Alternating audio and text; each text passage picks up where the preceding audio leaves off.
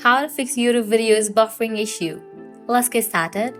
The very first thing you want to do is check if YouTube website is down or not. For that, you can head towards this one website.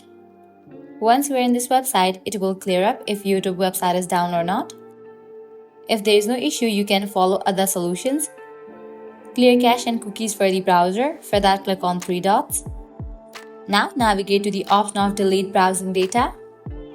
Click on the option delete browsing data.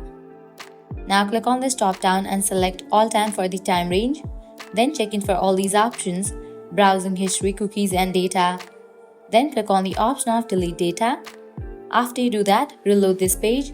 Click on this icon given at the top left corner. With that, your problem might be resolved. Now heading towards another solution, click on the option of extensions. Once you're on this page, over here you're gonna find different extensions. Go ahead and remove the unused extensions or the doubtful extensions that you think might have causing this issue. Just click on the option of remove.